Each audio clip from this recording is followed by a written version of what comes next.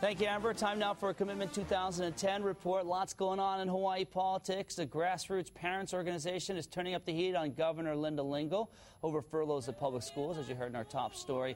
And the governor's firing back. And next month's special mail-in election for the 1st Congressional District is heating up as well, with a National Democratic Party organization running ads blasting Republican Charles Dejoux. And now Dejoux says he's got some pretty amazing claims as well regarding the whole situation. So we thought, we need Professor Neil Milner from the University of Hawaii to come in here, our political analyst, to break all this stuff down for us. And, Professor, thanks so much for being here. You're welcome. Really appreciate it. Let's start with Charles Dejoux.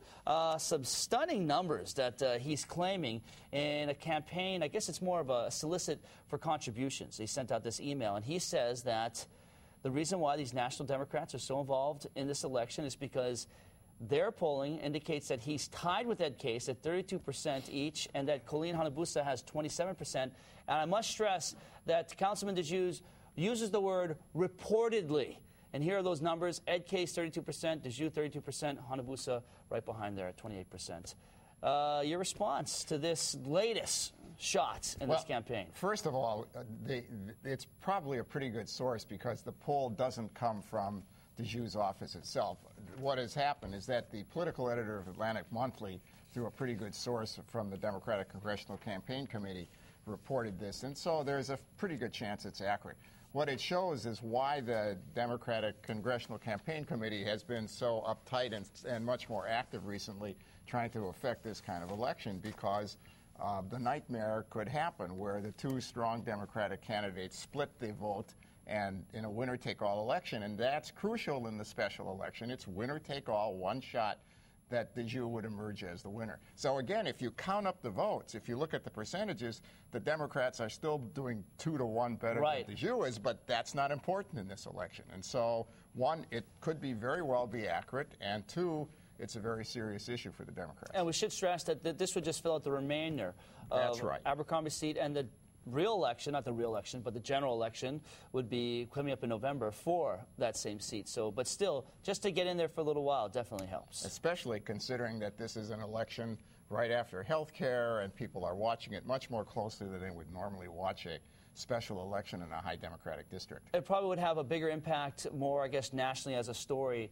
losing a seat in Hawaii, Obama's home state, than really it would have in Congress itself. That's right. I think that's exactly right. And that makes the Democratic Party even more edgy about this. All right.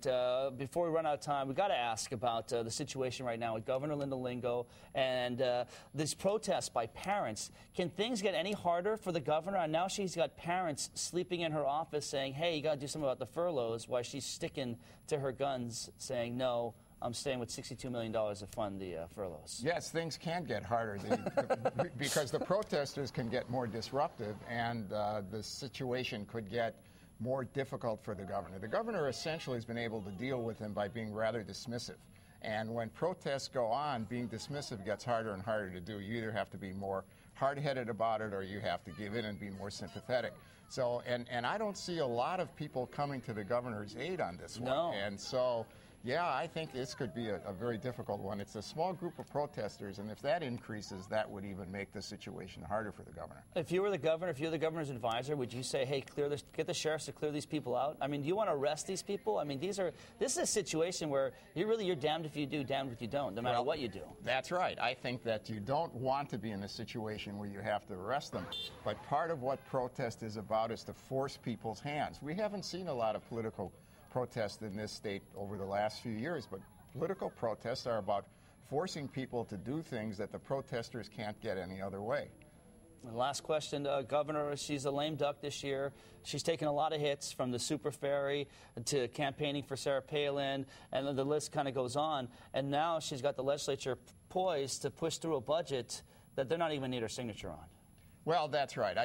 The budget situation is really a hard one for anybody. Under the best of circumstances, these are terrible things for legislatures and governors to do.